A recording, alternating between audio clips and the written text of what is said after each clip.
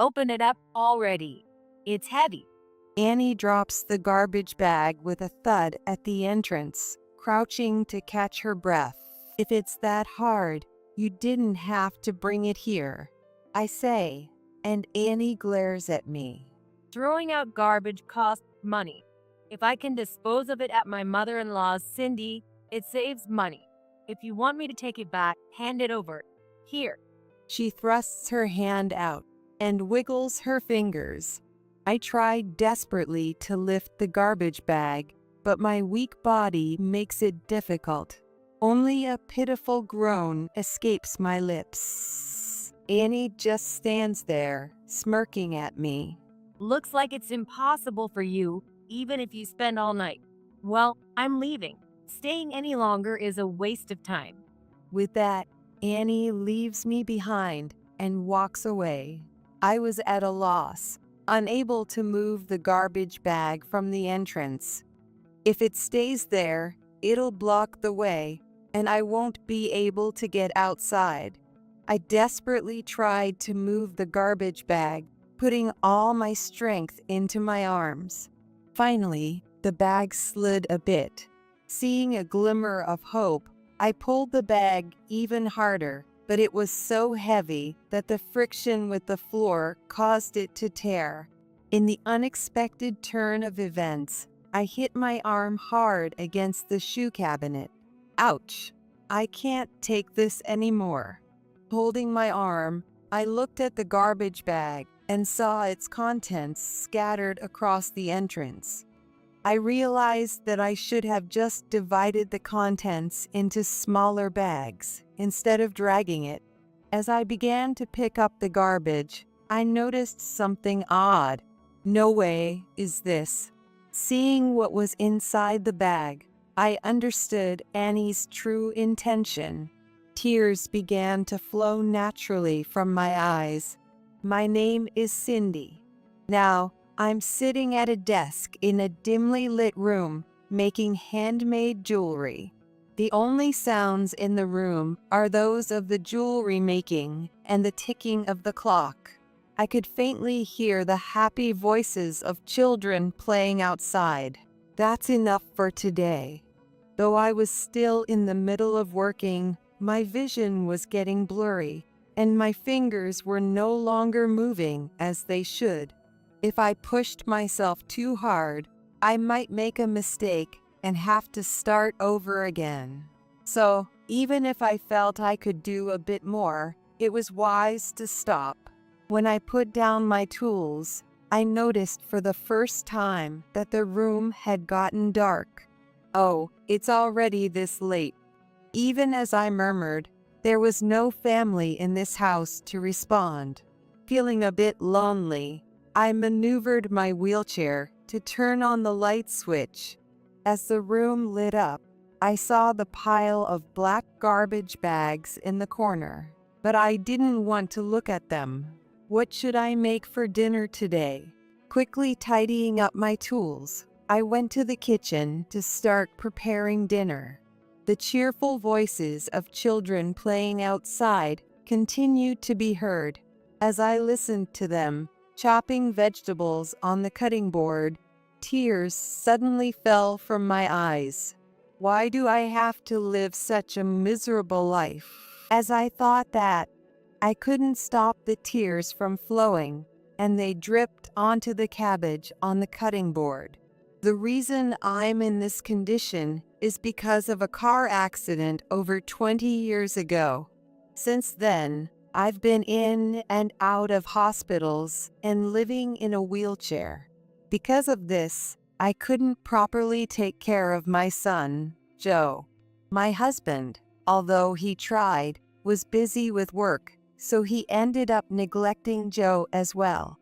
I still can't forget the sight of young Joe looking lonely in the middle of the dark room when my husband and I came home late at night. I truly feel sorry for Joe, and the emotional scars Joe bore severely disrupted our lives afterward. He ended up becoming a delinquent. He wouldn't listen to either of us, constantly getting into fights with his classmates and being called to school. Even so, I tried to stay positive, thinking that someday I could reconcile with Joe. So, to supplement my husband's income, I also did side jobs making accessories. However, Joe didn't reform. Instead, he demanded money and became violent with me.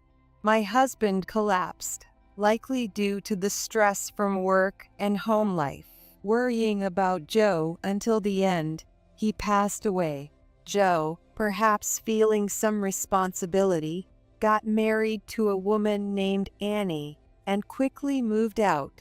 I was left with an unnecessarily large house and my jewelry making.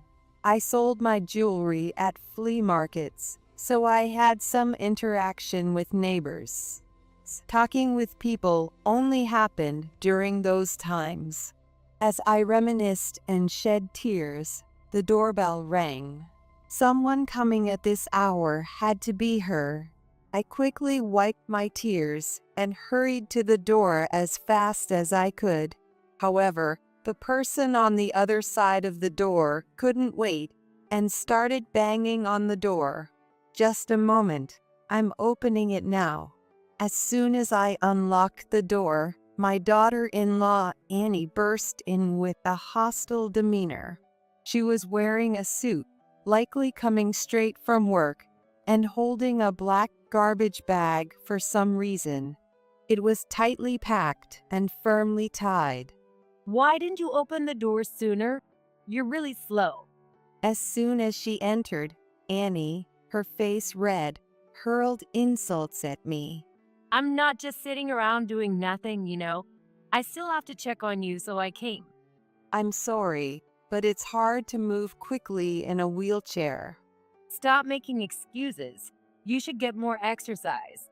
Here, take this garbage out. It'll be good exercise for you. With that, she tried to throw the garbage bag into the room. Stop it. It's really hard for me with these legs. If this keeps up, I'll be buried in garbage. I desperately stretched out my hands to stop her from throwing the bag, but my efforts were in vain, and the bag slipped from her hands, landing with a thud on the floor. Why does she have to be so cruel? Unbidden tears I thought I had wiped away streamed down again, but I didn't want Annie to see them, so I looked down. Annie crouched and whispered, "Crying won't get you any help. You're not a child, so get it together." Frustrated, I gritted my teeth, but in my weakened state, I couldn't resist. Annie knew that. She patted my shoulder, smiling mockingly. You're too slow to do any hosting anyway.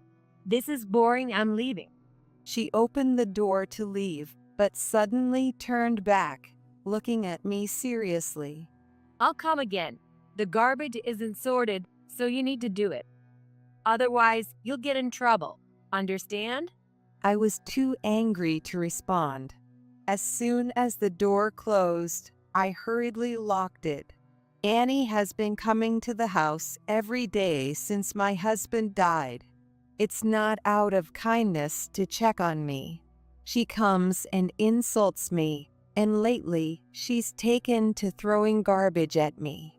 I didn't know what was inside, but it was so heavy that I couldn't muster the energy to take it outside. I picked up the garbage thrown on the floor and piled it in the corner of the room. I felt like I didn't care about anything anymore. If I had to spend my remaining years in loneliness, I might as well let the garbage bury me and leave this world. After I'm gone, the neighbors would be shocked to see this mess. Then, the truth about Annie's actions would come to light. That was my only form of resistance, and in a way, I was looking forward to it. Why did he marry a woman like her? Even so, I couldn't contain my frustration, so I decided to call Joe. I hoped he could warn Annie. Fortunately, Joe answered the phone right away. What's up? Are you feeling sick? No, it's not that. Annie has been doing terrible things to me again. I told him everything that had happened so far, but Joe didn't listen to the end. Before I could finish, he interrupted harshly. You're just complaining about Annie, right? You should have said that from the start, instead of rambling on. Why are you saying such awful things? I'm suffering too, you know. Your suffering doesn't matter to me. Annie takes good care of me. You must have done something to upset her. I didn't do anything. Don't make assumptions. I knew I sounded tearful, but I couldn't help it. I had no one else to rely on, and I wanted Joe to be on my side. But because of our past, Joe didn't see me as his mother anymore. He probably thought it was too late for me to come crying to him. Still, it was unfair that he wouldn't listen to me despite the truth of Annie's actions. I'm busy. You must have nothing to do, which is why you're picking on Annie. Before you complain to me, reflect on your behavior. That's terrible. Just terrible. What's so terrible? You never cared about me, so this is what you deserve. Joe laughed loudly, and his laughter pierced my ears like sharp nails. After laughing for a while, he hung up. By then, the room was already enveloped in the darkness of night. I need to turn on the light and make dinner. But Joe's words and Annie's treatment left me feeling so down that I didn't want to do anything. If I had to endure this, it would have been better if I had. Just as I thought that, a sharp pain shot through my chest, and my throat felt tight. I need to stop thinking such foolish thoughts. I maneuvered my wheelchair to turn on the light, then plated the cabbage I had chopped earlier and microwaved some frozen fried chicken to place next to it. Even with a disabled body and harsh words thrown at me, I had to live on. A few days passed. As usual, Annie came at her set time, threw insults, and tossed garbage bags into my room. I had been quietly piling the garbage in the corner of the room, but it seemed that the time had come. Some of it had collapsed and was starting to take over the room. I had stubbornly refused to throw out the garbage until now, but now that the room was starting to fill up, disgust won out. Besides, it seemed the neighbors had noticed Annie's behavior. When I was outside, a neighbor approached me and gently patted my back. I know you're always being treated terribly. I didn't want to meddle, but if you need anything, just let me know. Thank you. I might take you up on that if something comes up. That brief conversation with the neighbor made me happier than anything else. I had thought I had no one on my side. With a bit of newfound confidence, I decided to tell Annie to take the garbage back. Around 6 p.m., Annie arrived. As usual, she was in a suit, but the garbage bag she carried was larger than usual. She seemed to have had trouble bringing it. Her face was red, and she was breathing heavily. Open up already. It's heavy. Annie dropped the garbage bag with a thud at the entrance, crouching to catch her breath. If it's that hard, you didn't have to bring it here, I said, and Annie glared at me. You don't get it. Throwing out garbage costs money. If I can dispose of it at your place, it saves money. My house isn't a dump. Take it back. I tried to lift the garbage bag from the floor, but it was too heavy to move. What's inside? I can't budge it at all. I tried to pull it, but my weak body couldn't manage.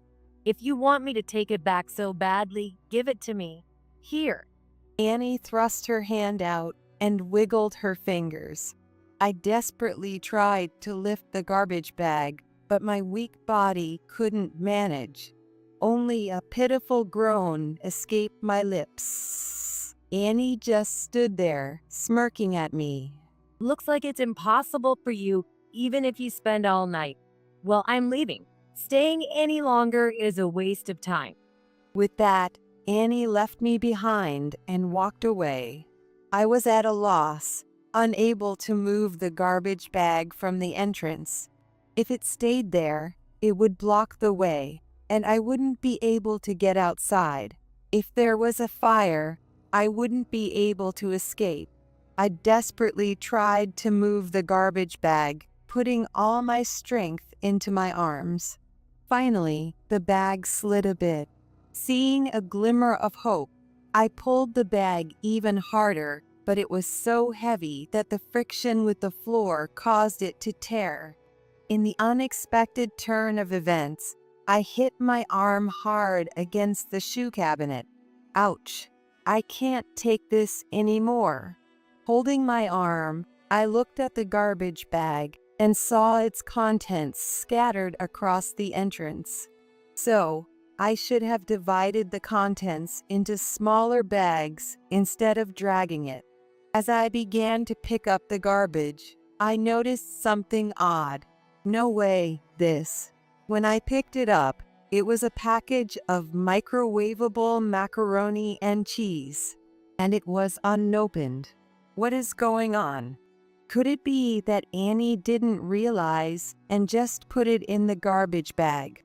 I eagerly tore open the garbage bag to check its contents. Inside, there were not only mac and cheese, but also other ready-to-eat meals, all unopened. And it wasn't just ready-to-eat meals. There were also dried pasta, canned fish, and even cash wrapped in plastic bags. Why is all this inside? I left the bag at the entrance and went back into the room, opening each garbage bag piled in the corner. Sure enough, none of them contained actual garbage. They were all filled with ready-to-eat meals, canned goods, non-perishable items, and cash. I was stunned, unable to understand what was happening. Since every bag contained these items, it couldn't have been a mistake. But why go through such a roundabout way to deliver these? I had no choice but to ask the person directly. I cleaned up the scattered items at the entrance and waited for the next day. The next day, Annie arrived at the same time. I beckoned her into the room without saying anything. Annie hesitated for a moment, looking down, but then followed me into the room. She looked around at the piled-up garbage bags with a blank expression. I've never checked the contents before, thinking it was garbage. I'm sorry, I didn't realize you were trying to help me. Annie said nothing, just looked down at me, but suddenly her face twisted, and she covered it with both hands, bursting into tears. I'm sorry for saying such terrible things to you. It's okay, but there must be a reason. Tell me everything. Through her tears, Annie explained the situation. It's Joe's fault. Everything that's happened has been on his orders. Why would Joe do such a thing? Though Joe resented me, I never thought he'd go this far. Joe is in financial trouble. In financial trouble? That can't be true. I found it hard to believe that Joe was struggling with money. When my husband passed away, Joe received a substantial inheritance. He took most of it. It's true that I also have physical limitations, so ideally, I wanted to rely on the inheritance. Even though I needed the inheritance, I felt guilty for making Joe feel lonely, so I didn't complain when he took it. So it made no sense that he was short on money now. When I pointed this out to Annie, she hung her head in shame. It's his business. Joe started a cafe to help revitalize the town. I had no idea, but apparently Joe had started this business a few years ago. Since he had a good public image, he managed to get the necessary permissions from the city and the bank to open the store. But things didn't go as planned, and the business failed. Burdened with debt, Joe set his sights on my inheritance. At first, I refused. I knew from Joe about your situation and understood why he hated you, but I couldn't bring myself to mistreat someone with a disability. Annie sat on the floor, hugging herself. So, you had no choice but to do it, I said. Annie nodded and lifted her shirt, showing me her bare back. I gasped at the sight of the painful bruises. He's not normal. He acts like a gentleman in public, but he's cruel to me. Annie put her shirt back down. He didn't trust me either. He ordered me to document everything I did to you. But you mixed in the ready-to-eat meals instead of garbage as a form of resistance.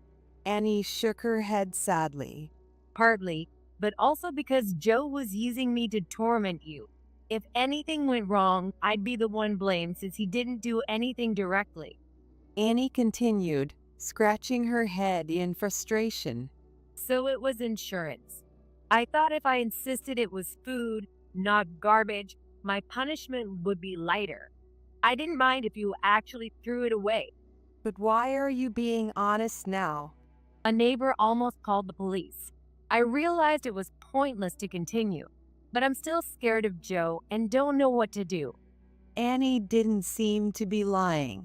She looked genuinely distressed, roughly tugging at her hair. Seeing this, a wave of intense anger surged within me. I didn't mind if Joe hated me or if I lost my life. He could use my inheritance to pay off his debts or invest in his business as he pleased. If that satisfies him, then I can say I fulfilled my duty as a parent. That was all I could do for my son. But involving Annie and subjecting her to violence was unforgivable. I took Annie's hand. Thank you for telling me. Let's stop Joe together. But how? What should we do? Don't worry, I have a plan. With that, I began preparing to help Annie. First, I explained the situation to the neighbors and told them we would be staging a scene, so they wouldn't be alarmed by any loud noises. Next, Annie and I planned and recorded her verbally abusing me with her throwing garbage bags at me. Okay, I'm ready. Annie said. At her cue, she threw a garbage bag at me. Take this. No, stop it. We filmed several variations, changing clothes to ensure Joe wouldn't recognize us. As we continued, it started to become fun, and we ended up with a more realistic video than I had anticipated. That should do it, Annie. If possible, I'd like you to record Joe harassing you as well. Annie, clearly enjoying herself, smiled broadly. Secret recording, right? Leave it to me. I'll do it well. Annie returned to Joe for the time being. Next, I decided to stage a call with Joe. I would call him, sounding as mentally strained and close to the edge as possible.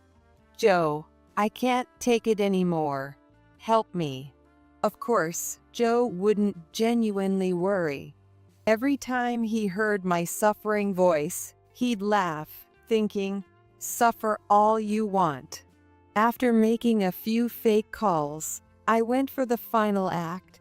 Joe, I don't want to live anymore. This will be my last call. I'm sorry for everything. Even I thought my performance was convincing. It seemed Joe was completely fooled by my act. He even told Annie, "That old woman will kick the bucket soon. Finally, I'll get my inheritance. with satisfaction. Naturally, Annie recorded all of this. We also successfully filmed him harassing her, securing all the evidence we needed.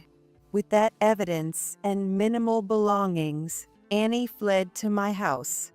She had already explained the situation to her workplace, so Joe visiting her there would be pointless. From my house, Annie contacted a lawyer to expose all of Joe's wrongdoings. A few days after suing Joe, I received a call from him. As soon as I answered, he rapidly asked, "Hey, do you know where Annie went?"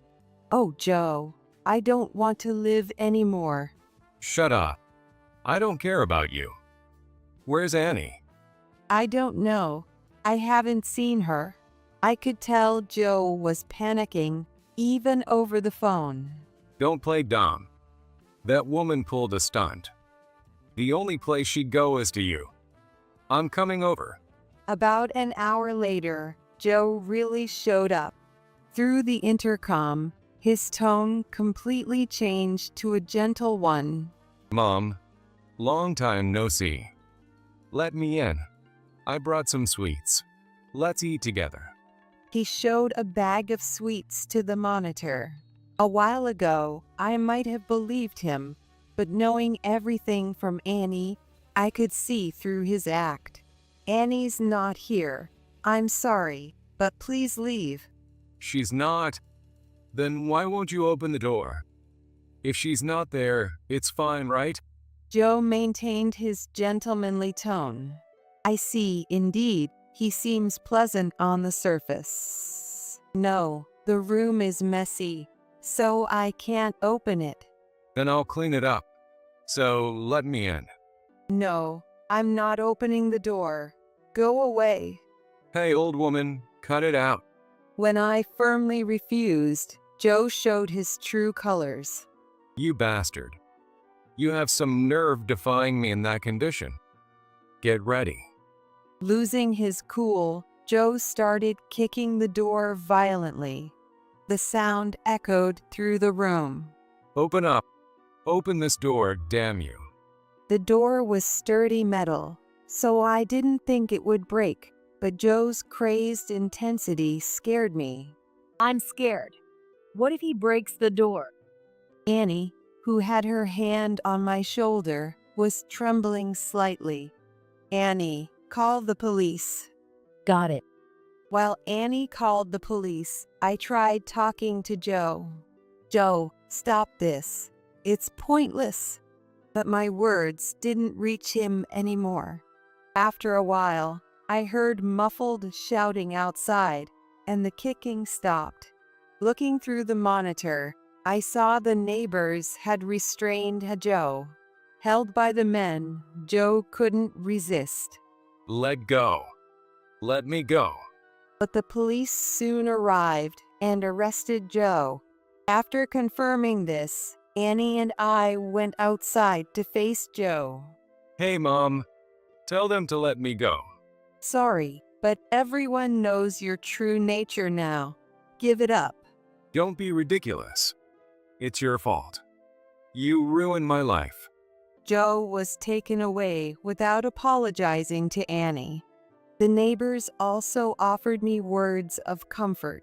Thank you, Cindy. Annie gently held my hand as she said this. Joe faced the consequences of his actions. Someone had filmed the incident and posted it online. The footage of Joe kicking the door and shouting obscenities quickly spread on social media, revealing his true nature. His past wrongdoings, hidden threats, and fraudulent activities were all exposed. He lost all community trust, his business collapsed, and he had to pay huge compensation and repay his debts. On top of that, Annie filed for divorce, armed with the evidence she had collected, and Joe had to pay a large settlement. Joe, who lost everything, contacted me 3 days ago, saying he wanted to come to my house. In the meantime, I devised a plan to help Joe turn his life around. Please, Mom, help me. Joe, who came to my house, repeatedly apologized in front of me while rubbing his forehead on the floor. I'm truly sorry. You're the only one I can rely on. Please do something. I'm sorry, Joe. As a mother, I want to help you, but I'm in this condition and don't have enough savings. So, I talked to your uncle. With that, I called out to Joe's uncle, who was waiting in the next room.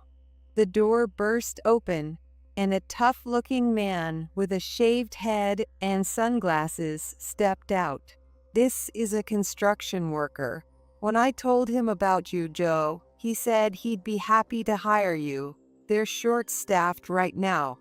I had arranged for him to come not only for the job opportunity, but also as a bodyguard in case things went south. Joe, clearly displeased, took a step back, but the man quickly approached and grabbed Joe by the collar. Come on, let's go. Don't worry. You'll be living in a dorm in the mountains with nothing else around. You'll pay off your debts in no time. Now get up. No, I don't want to. Mom? Joe reached out to me, but he couldn't get away. He was dragged away by the man. After watching this, Annie emerged from the room. It's unfortunate, but it can't be helped. Yes, but Joe will manage somehow. Annie, who had divorced Joe, had no family and was all alone. I suggested that she live with me, and she gladly accepted. Oh, it's already this late. You have a class to teach, right? I'll take you since I'm going out to job hunt. Since that incident, I had more opportunities to talk with my neighbors. During one of these interactions, they suggested I start teaching a handmade crafts class. Initially, I was confused, but I had become quite skilled over the years. Now, I teach many students and earn more than I did with my freelance work. Yes, please. Let's go. Annie pushed my wheelchair as we left the house. We walked and chatted happily under the warm, early summer sunlight. There was a time when I couldn't see a future, but now I'm enjoying bright and happy days.